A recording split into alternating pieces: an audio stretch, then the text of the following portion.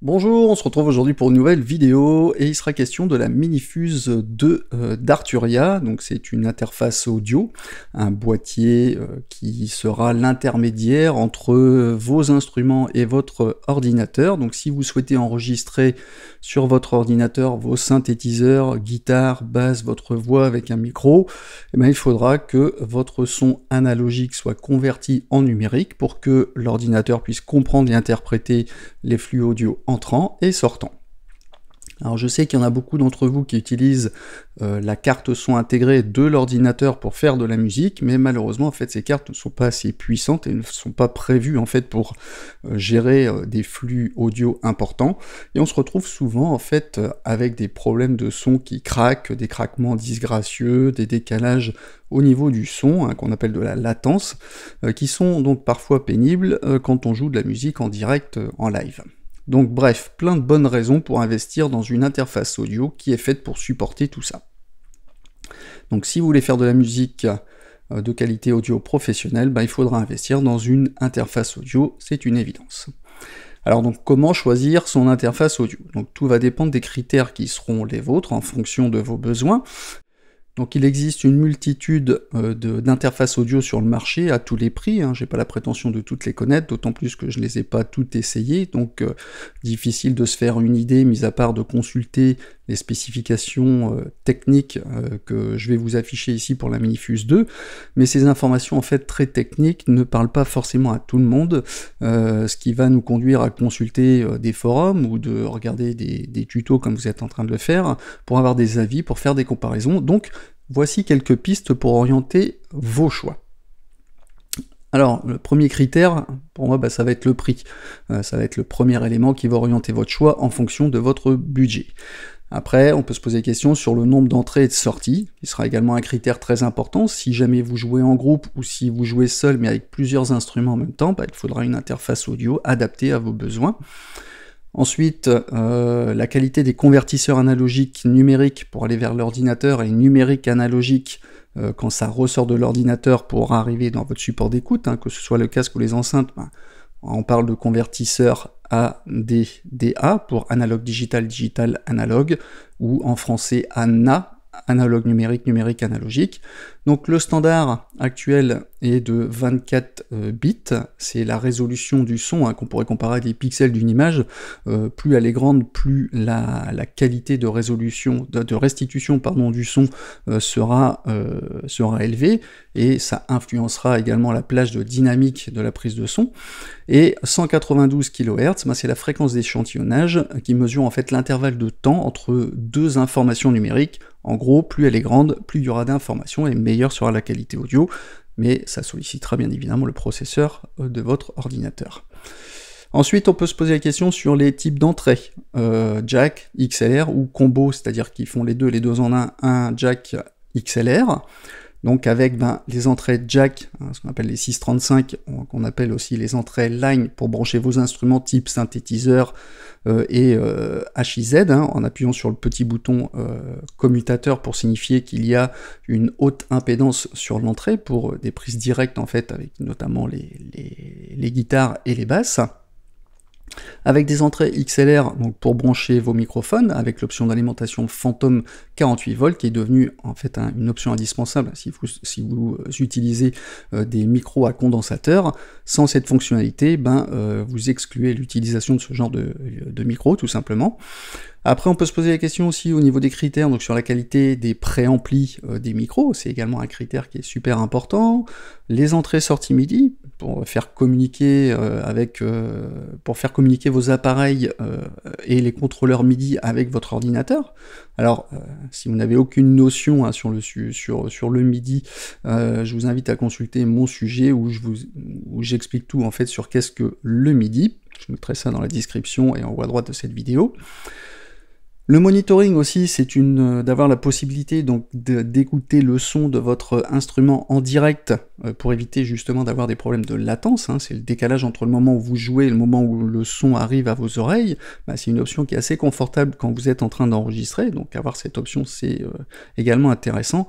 Bref, il y a encore plein d'autres critères qui qui pourraient être indispensables plus à vous qu'à d'autres. Donc voilà, ici j'ai balayé, on va dire, l'essentiel, mais moi je vais vous parler en fait, donc ici de la Minifuse, hein, et ce pourquoi j'ai choisi cette interface audio plutôt qu'une autre, à travers en fait une toute petite histoire, si vous voulez bien prendre le temps de m'écouter. Personnellement, moi j'ai utilisé pendant plusieurs années une interface audio Presonus Audiobox qui faisait parfaitement l'affaire par rapport à mes besoins. Au fur et à mesure du temps, j'ai pu acquérir donc du matos, une guitare, l'excellent synthé Microfreak d'Arturia, qui est juste une tuerie au passage. Hein. Je vous invite à consulter également mon tuto sur justement comment utiliser un synthétiseur avec le Microfreak. Et dernièrement, j'ai pu obtenir grâce à un contact aux États-Unis donc un Moog Grand Mother, qui est un synthé semi-modulaire. Et c'est là où, my God. Je vous explique, je branche le jack de mon Moog vers mon interface audio Presonus, et là, pssst, du bruit. Alors que j'ai même pas encore touché les notes de mon synthé, et je me retrouve avec du bruit. Donc je me dis que ce bruit faisait peut-être partie du Moog, vu que c'est un synthétiseur pur analogique. Donc qu'est-ce que je fais? Je teste le son avec mon casque en prise directe dans le synthé, et là, pas de bruit de fond. Bon, donc ça vient pas du Moog. Donc je commence à avoir les boules, je cherche sur internet les causes possibles de ce bruit de fond, peut-être qu'il y a trop d'appareils à côté les uns des autres, et ce qui génère des interférences, donc on me conseille d'investir dans un câble USB blindé, tressé, plaqué or. Ok, donc je vais sur eBay, une fois que je suis livré, je branche mon câble USB à 35 boules, que je mets dans mon interface audio, et à l'ordi, et là, toujours le même bruit de fond. Donc, c'est là où je me dis, il va falloir que je change d'interface audio, tout simplement. Donc, je décide de prendre contact avec mon correspondant d'Arturia pour lui expliquer mon souci, et mon désir d'investir dans un modèle haut de gamme. Je voulais partir sur l'AudioFuse Studio, qui rassemble en fait tous les critères dont j'ai besoin, même plus, avec plein d'entrées et de sorties, des convertisseurs haut de gamme, tout comme les préamplis, mais bon, elle coûte une blinde. Et là, il me dit, Seb, parce que en fait, Sébastien, c'est mon vrai prénom, on me dit, tiens, on a un nouveau produit qui va sortir, c'est la Minifuse, je t'envoie un exemplaire, tu testes et tu me dis. Bon, la première chose que je fais à réception, je prends mon câble jack, je relie mon Moog à la Minifuse, et là, pas un pet de bruit. Alléluia. Qu'est-ce qu'il faut retenir de cette histoire? C'est que j'ai pas eu besoin de dépenser des milliers et des cents pour une interface audio qui répond exactement à mes besoins. J'ai également branché une guitare moyenne, bas de gamme, on va dire, une Fender Skier Telecaster Affinity, et pas un pet de bruit non plus. Et là, je rappelle que j'écoute en plus avec un casque de monitoring de très bonne qualité qui laisse pas passer ce genre de défaut. Donc voilà pourquoi je voulais parler de cette interface qui existe donc en 3 modèles. Vous avez la Minifuse 1, la toute simple, donc avec une entrée qui est à 99 €. Vous avez la Minifuse 2, donc à 149 €, et la Minifuse 4, dont la sortie est prévue en 2022, mais le prix n'est pas encore annoncé. Donc la qualité audio est identique pour les 3 versions. Les différences résident dans le nombre d'entrées et de sorties qui sont disponibles, l'absence de port MIDI pour la version 1.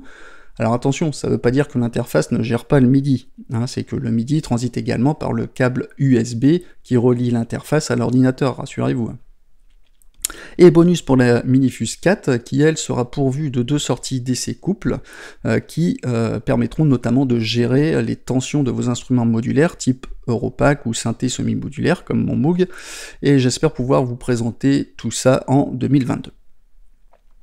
Maintenant, je vais vous parler du bundle. Alors, parce que c'est pas tout, parce qu'Arturia, en fait, ils ont également fourni un bundle, c'est-à-dire une offre logicielle de malade.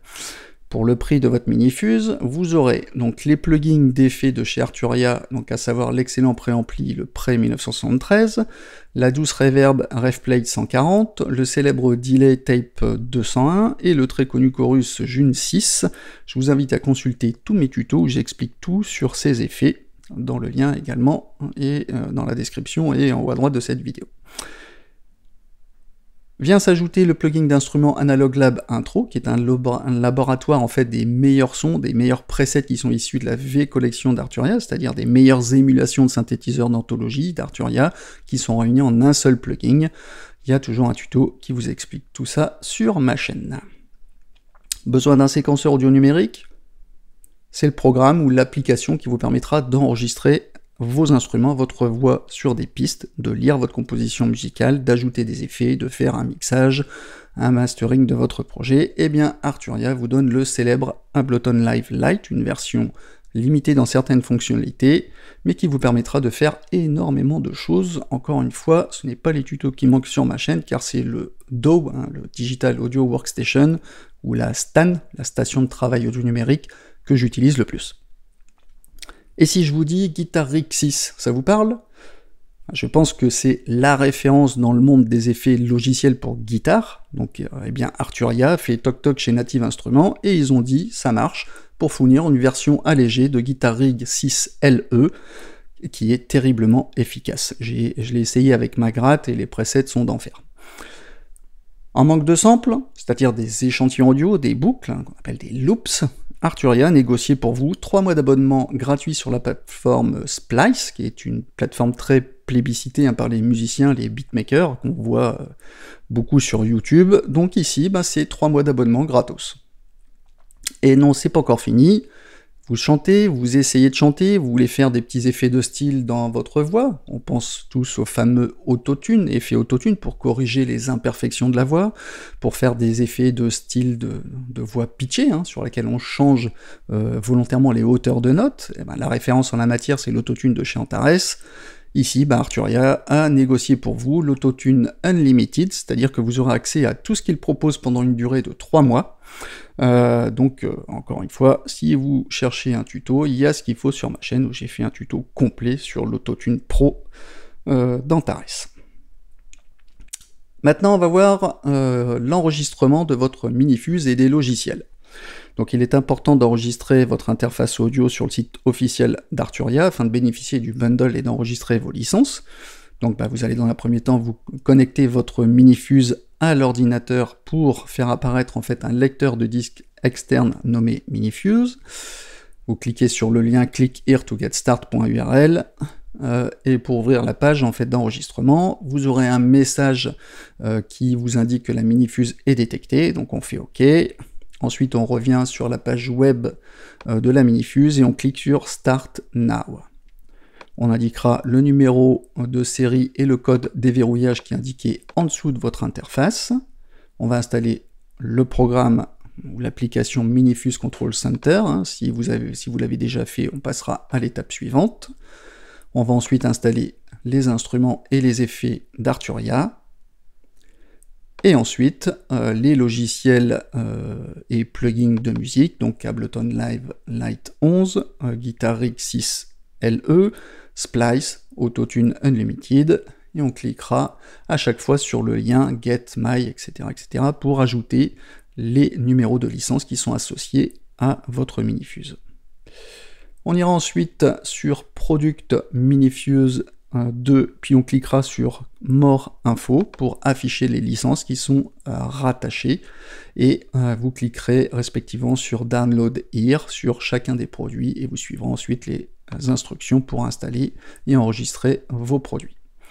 Ensuite, on clique sur Final Step, la dernière étape, pour accéder aux vidéos tutoriels qui expliquent comment utiliser la Minifuse.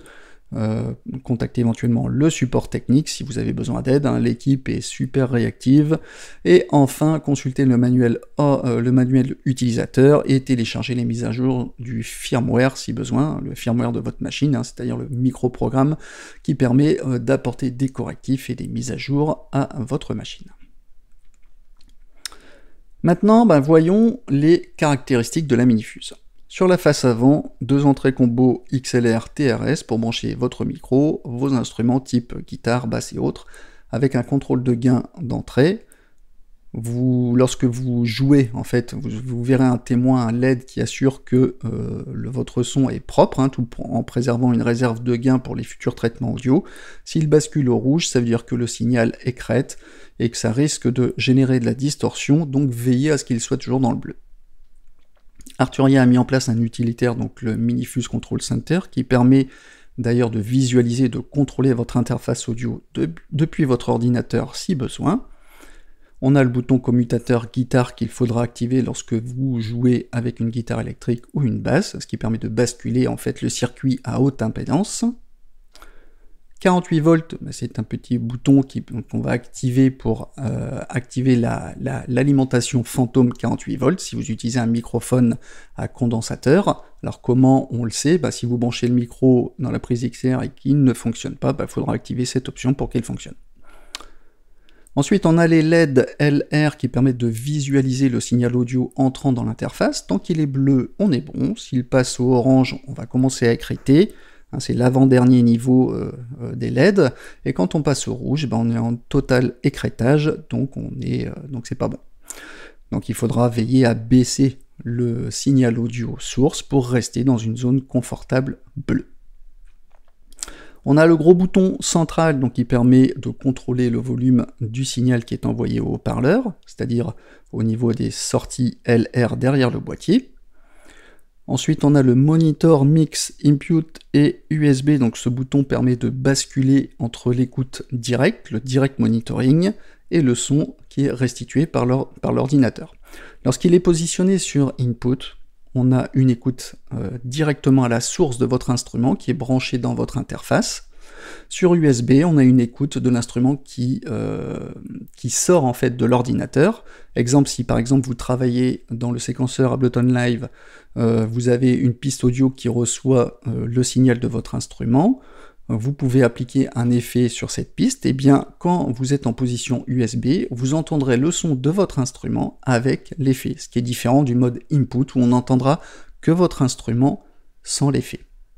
Cette deuxième possibilité peut générer de la latence qui est introduite par le traitement informatique en fonction de la puissance du processeur de votre ordinateur, ce pourquoi le direct monitoring a tout son intérêt car ça permet notamment de rester dans le rythme lorsque vous enregistrez votre instrument. Mais on a une troisième solution qui est bien pratique également, qui permet d'écouter les deux en même temps. On se met en position intermédiaire avec le curseur à midi, qui permettra d'entendre les deux positions à 50-50, mais on peut tout à fait doser un petit peu plus de mix, un peu plus d'USB ou un peu plus d'input en fonction de vos besoins, vous le réglez à votre convenance.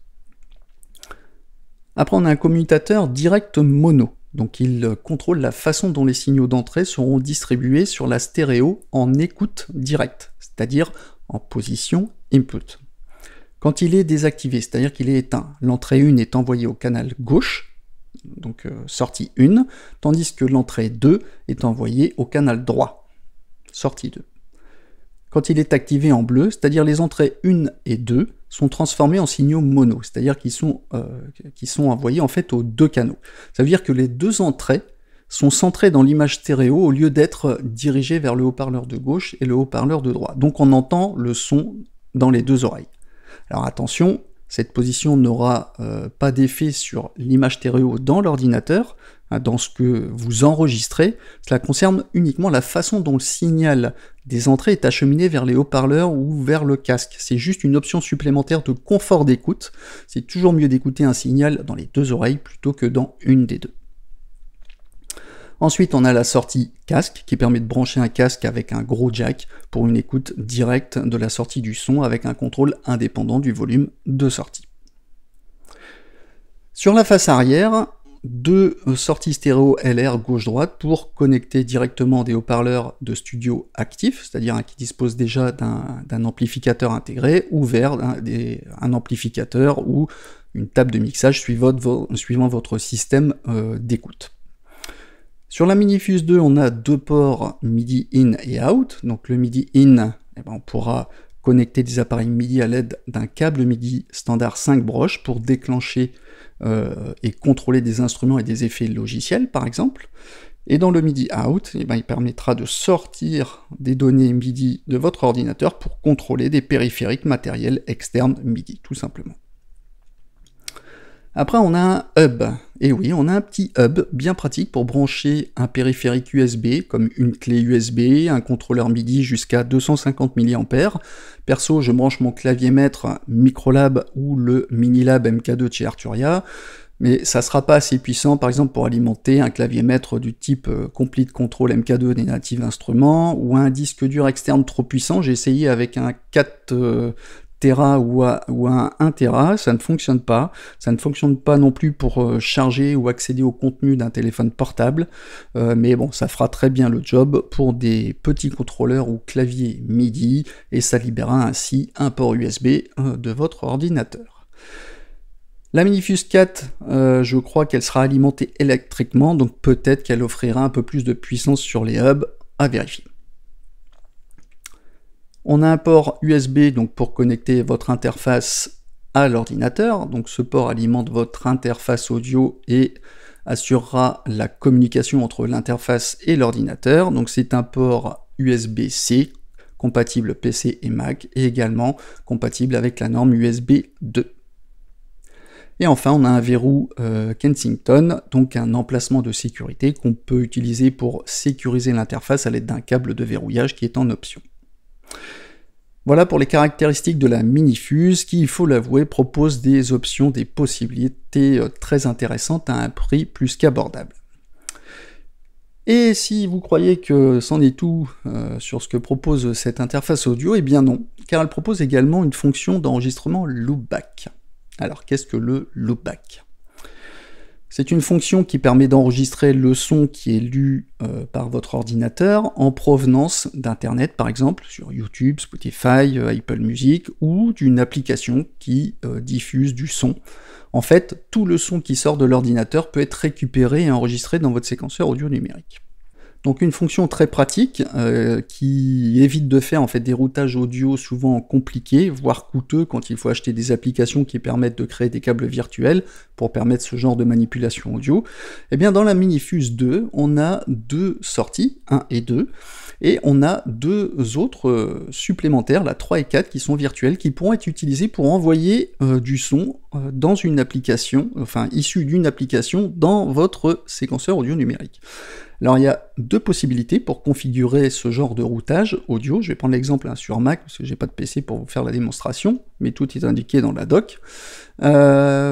Premier cas, soit on envoie tout ce qu'il y a sur l'ordinateur, tout le son qui est le son, ce qu'on appelle le son système, pour le diffuser directement dans le séquenceur audio numérique, ou soit on va envoyer que l'audio qui sort d'une seule application. Cela implique par contre que cette application donne la possibilité de choisir les sorties audio de la Minifuse, ce qui n'est pas forcément le cas de toutes les applications, tous les logiciels. On va prendre le premier exemple où on va vouloir enregistrer le son qui est issu d'Internet dans notre séquenceur. Si on veut récupérer par exemple du son d'Internet, une boucle rythmique ou des voix ou tout ce qu'on veut, on va prendre cet exemple-là pour extraire le son d'une vidéo YouTube. Donc, je lance Ableton Live, je crée une piste audio, où ça se trouve elle est chargée par défaut à l'ouverture de votre projet. Je vérifie dans les préférences du Mac, sur l'icône son et sortie, que la Minifuse 2 est bien sélectionnée. Je cherche dans Spotlight, je tape Audio MIDI et je lance l'appli Audio MIDI. Je vérifie que la Minifuse soit bien cochée, qu'on est bien dans l'onglet Sortie, et je vais cliquer sur la configuration des haut-parleurs. Puis dans Canal, et je sélectionne Loopback Left et Right pour gauche et droit, pour envoyer en fait l'audio vers Loopback gauche et droit. J'applique et je termine.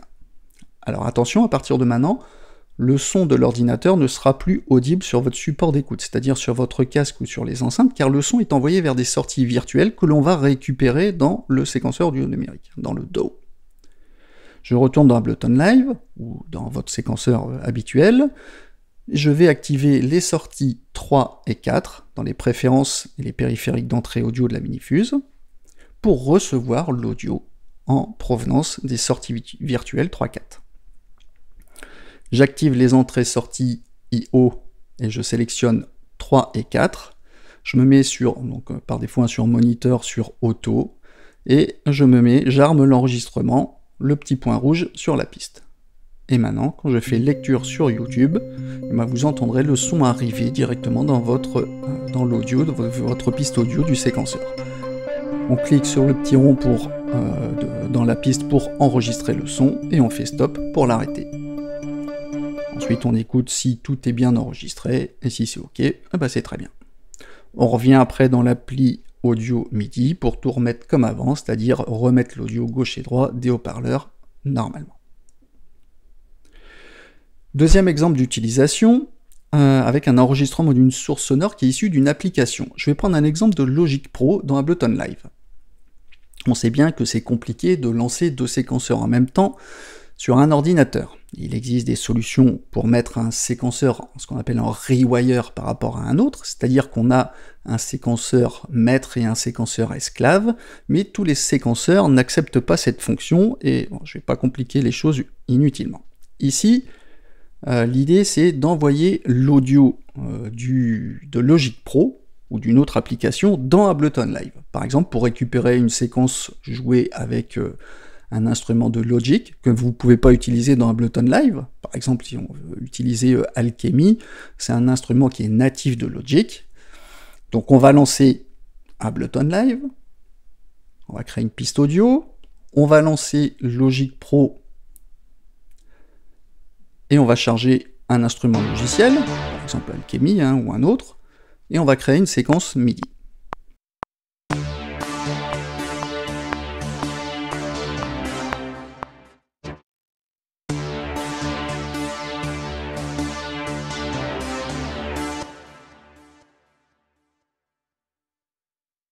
Je vais dans les préférences audio de Logic, je vais sélectionner les sorties audio 3 et 4, ce qui veut dire qu'on va envoyer l'audio de Logic vers les sorties 3-4. On retourne dans Ableton Live, on va dans les préférences audio, config entrée, et on va sélectionner en fait les ports 3 et 4 qui vont entrer dans Ableton Live. On retourne sur la piste audio d'Ableton Live, et on va sélectionner la réception du signal audio 3 et 4. On reste en mode automatique, on arme la piste en enregistrement, on fait lecture depuis Logic, et on observe en fait que le signal audio entre bien dans la piste audio d'Ableton Live. On fait un clic sur le rond dans le clip pour lancer l'enregistrement. Après on double-clique pour voir si, dans le clip, si l'audio a bien été enregistré. Ok ? Maintenant, je vous propose de vous montrer quelques exemples très simples d'utilisation de votre interface audio, histoire que vous puissiez commencer à composer rapidement, sans perdre de temps à chercher des tutos sur Internet. Je vais tout grouper dans cette vidéo, mettre des index, des chapitres pour que vous puissiez accéder à ce qui vous intéresse. Donc cette section est plutôt dédiée aux débutants dans l'informatique musicale. Premier point, on va configurer Ableton Live avec vos appareils. On va dans les préférences audio, on vérifie que la minifuse est bien sélectionnée dans les entrées-sorties. Ça va permettre à Ableton Live de comprendre que le son entrera et sortira par la minifuse. Donc si jamais vous avez des soucis de latence, voire de craquement audio désagréable, il est probable que le processeur de votre ordinateur soit surchargé. Il faudra changer la valeur de la mémoire tampon, ce qu'on appelle le buffer size. Je vous invite à consulter mon tuto Ableton Live, comment réduire la charge du CPU pour, en gros, de votre processeur pour contourner tous ces problèmes. Donc je vais brancher mon clavier maître MIDI Microlab d'Arturia, qui est un petit clavier bien pratique, qui sert à jouer des notes MIDI avec des sons, des instruments logiciels dans Ableton Live. Donc je le branche dans le port USB derrière mon interface et je vérifie qu'il apparaît bien dans les contrôles, dans les surfaces de contrôle et dans les ports MIDI de l'onglet MIDI dans Ableton Live, dans les préférences. Dans les ports, on cochera on dans les entrées-sorties au niveau de la piste et de la télécommande. La télécommande, c'est si jamais vous utilisez des messages MIDI, des contrôles change, mais je ne vais pas développer ce sujet ici. Maintenant, on va voir comment enregistrer ma première séquence MIDI. Alors, quand on lance Ableton Live, on a 2 pistes MIDI, 2 pistes audio par défaut. Je vais choisir mon instrument logiciel, qu'on appelle un plugin, un VST ou un audio unit, si vous êtes sur Mac. Je vais chercher Analog Lab dans le moteur de recherche, en faisant commande F, et je tape Analog Lab, en sélectionnant la catégorie plugin. Et après, je vais le choisir et le glisser sur ma piste MIDI. Je vais choisir donc mon preset, mon son. Je vais prendre le Forest Fight, donc à vérifier s'il existe dans la version light, car moi j'ai installé, j'ai la version complète, que je vous invite d'ailleurs à upgrader, vu le prix que ça coûte, vous aurez accès à des tonnes, des milliers et des milliers de sons. Et donc, une fois que vous avez chargé votre preset, moi je vais changer le tempo, je vais le faire passer à 70 BPM, ce sont des battements par minute. Je vais activer le métronome pour suivre le tempo quand je joue. Donc ma piste est armée avec le point rouge, c'est-à-dire que je vais jouer puis enregistrer le clip MIDI sur cette piste avec ce son. Je clique sur le petit rond pour lancer un décompte d'une mesure, de bar, avant l'enregistrement réel, puis je vais jouer mes notes. Ensuite, je vais double-cliquer sur le clip pour vérifier si les notes ont bien été enregistrées dans le clip, et je refais lecture pour relire mes notes. Je peux corriger les imperfections si jamais les notes sont trop courtes ou trop longues, et activer la quantification. On peut faire une commande U sur Mac pour ajuster en fait l'ensemble des notes sur la grille de quantification, c'est-à-dire pour qu'elles soient calées sur le tempo, sur les divisions rythmiques. Ensuite, je peux glisser mon clip en mode session pour aller en mode arrangement afin de travailler en mode de lecture chronologique, c'est-à-dire une tête de lecture qui se déplace de gauche à droite. Sachez qu'il est également possible d'enregistrer directement dans ce mode si on préfère, mais vous avez le choix. Ensuite, je vous propose d'enregistrer donc mon synthétiseur analogique sur une piste audio. On va brancher la sortie du synthé dans le port 1 de la Minifuse. On va basculer en direct monitoring, c'est-à-dire en mix input, pour éviter d'avoir justement de la latence, décalage entre le moment où je joue et le son arrive à mes oreilles. On va sélectionner une piste audio qui recevra l'enregistrement. Je vais sélectionner le canal 1. Je me mets en monitor, in, un témoin de réception. On verra qu'il y a un témoin de réception du signal audio lorsqu'on joue des notes. Ensuite, je vais ajuster le gain pour qu'il n'écrète pas, pour que le LED reste bleu. Il est conseillé de rester autour des moins 12 dB en moyenne afin de garder une réserve de gain si jamais on souhaite faire des traitements audio, des post-traitements, on va dire. Ensuite, je vais cliquer sur le bouton d'enregistrement dans le mode arrangement et je vais jouer les notes de ma séquence. Donc on verra l'audio, en fait l'échantillon audio qui est en train d'être enregistré sur la piste. Après je fais stop, je double-clique dans mon clip pour vérifier si l'audio a bien été enregistré. Ensuite je peux ajouter, si je veux, par exemple un plugin d'effet avec le Pre 1973 pour ajouter du grain au son. Je vais choisir par exemple le preset de basse Loudness. J'aime bien, il apporte une chaleur supplémentaire au son, plus de présence. On peut faire une écoute comparative. Le son est plus chaud. Et ensuite, je vais ajuster le volume en fonction de mes besoins. Maintenant, je vous propose d'enregistrer une guitare sur une piste audio. Donc je vais brancher le câble jack entre ma guitare et l'interface audio sur le port numéro 2 de la Minifuse. Je vais sélectionner la deuxième piste audio dans Ableton Live, le canal 2. Je vais cliquer sur le bouton guitare pour basculer sur le circuit à haute impédance. On peut gérer tout ça dans l'application Minifuse Control Center pour changer les modes et visualiser de façon plus précise les level meters, les niveaux, les vues-mètres, pour avoir un peu plus de précision. Donc on ajuste le gain d'entrée avec le LED bleu en jouant avec le petit potard. Donc je vais ajouter un effet de delay tape 201 sur une piste de retour. L'avantage de la piste de retour, c'est que plusieurs pistes d'instruments de votre projet pourront utiliser le même effet à des dosages plus ou moins importants sans qu'il soit destructif pour le son d'origine. Je vais ajouter également une rev plate sur une autre piste de retour, une reverb. On va doser l'envoi, c'est-à-dire les sends du signal audio de ma guitare vers la reverb et vers le delay jusqu'à ce que ça sonne bien à vos oreilles.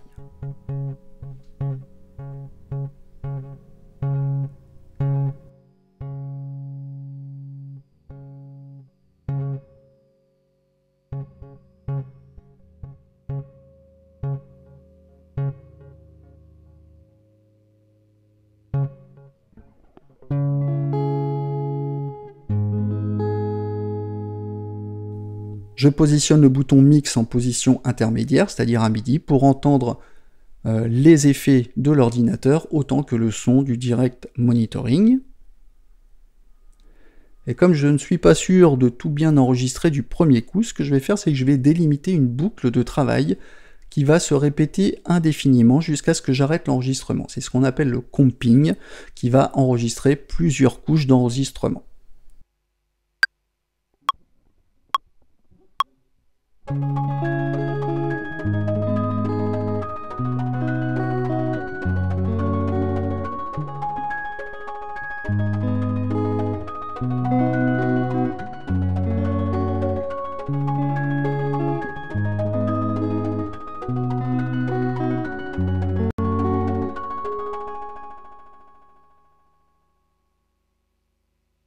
Après, je ferai un clic droit sur la piste pour afficher les lignes de prise de comping et je vais sélectionner ensuite les meilleures parties qui m'intéressent.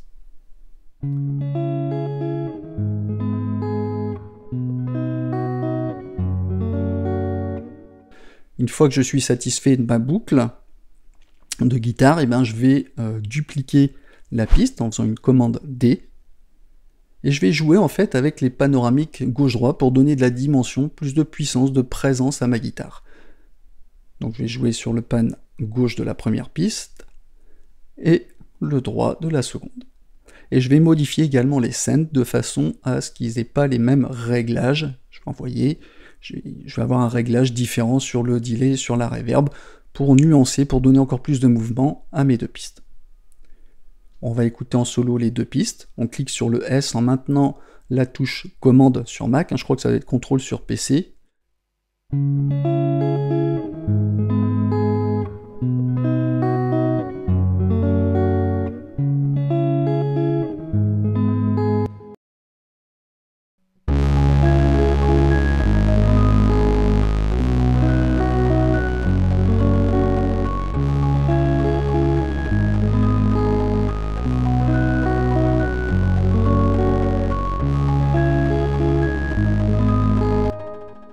Et là, j'ai envie en fait d'enregistrer un petit solo de guitare de quelques notes avec un effet guitare rig des Native Instruments. Donc je crée une nouvelle piste audio, commande T. Je suis toujours sur le canal 2. Et je vais créer une autre piste de retour. On peut le faire également avec le raccourci Alt commande T sur Mac. Et je vais glisser en fait mon plugin Guitar Rig 6 sur cette piste de retour et je vais choisir un preset. Moi j'ai choisi ici le Nervous Ambiance sur la piste retour et je vais le doser. Je vais envoyer mon signal vers cette piste de retour avec le send à un certain niveau qui me convient. Et je me mets en écoute en position mix sur la minifuse au milieu et je vais enregistrer.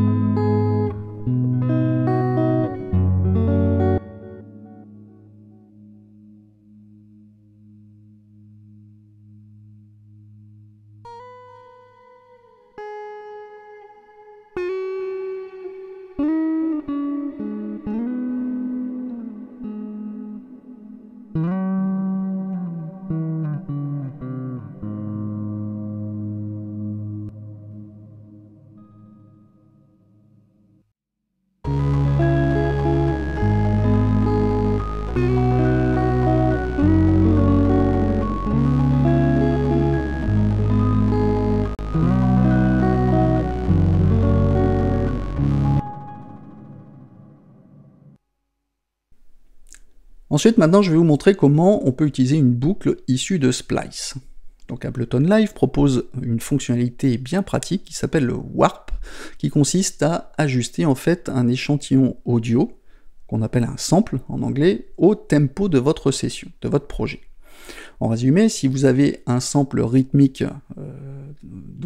qui boucle en fait à 120 BPM, 120 battements par minute, et ben si vous souhaitez l'utiliser dans votre projet qui est à 70 ici BPM ou à 100 BPM, eh bien votre boucle rythmique ne sera pas synchronisée au rythme de votre projet. Donc la fonction warp va étirer votre échantillon audio sans dégrader le son, pour le caler automatiquement au tempo de votre projet, une fonction bien pratique.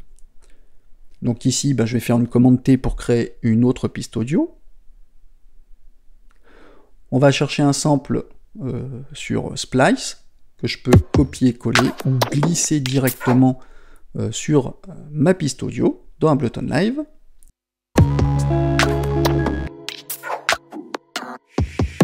Je vais sélectionner uniquement la section qui m'intéresse, je ne veux pas le clip en entier, je veux la première partie de la boucle. Et je vais ensuite la dupliquer sur la longueur de ma boucle en faisant une commande D. Je vais ensuite envoyer un petit peu de delay, un petit peu de reverb pour donner du mouvement.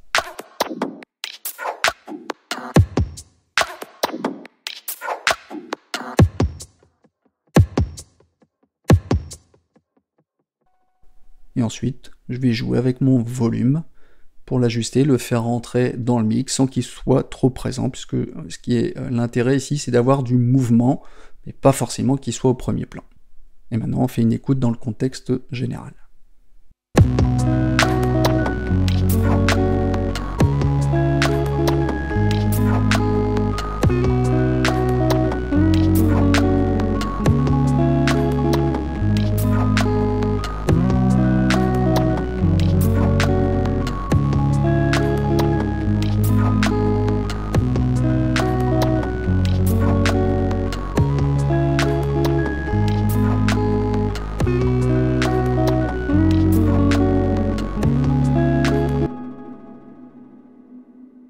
Maintenant, on va enregistrer la voix avec un micro, ajouter un effet de chorus et voir également les options possibles avec l'autotune, pour pitcher, pour transformer la voix. Alors, on va créer encore une piste audio, commande T. On va brancher notre micro avec le câble XLR. On va ajuster le gain.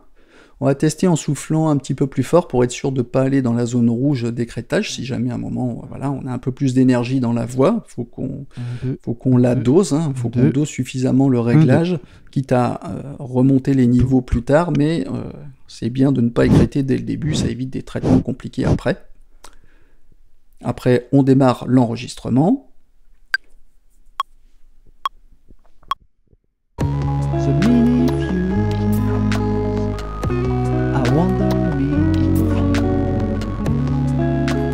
Et on rigole pas.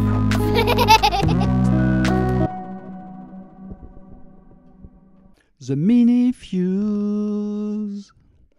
I want the mini fuse. Et on rigole pas.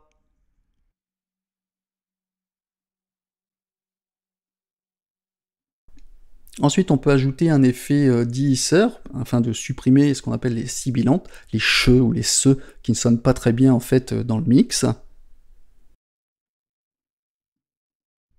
The mini fuse. I want the mini fuse. The mini fuse. I want the mini fuse. Ensuite, on peut ajouter un effet de chorus que nous fournit Arturia, notamment le fameux June 6, qu'on va mettre directement en insert sur notre piste. Je vais choisir le preset D-Tune parce que j'aime bien, je trouve qu'il crée justement un petit désaccord qui est assez subtil et qui renforce la voix. The mini fuse. I want the mini fuse. Et on va ajouter, pareil, on va utiliser notre fameux delay, on va utiliser les scènes pour ajouter un délai subtil dans la voix.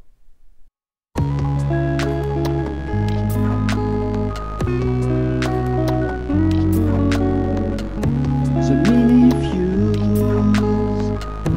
I want the mini fuse.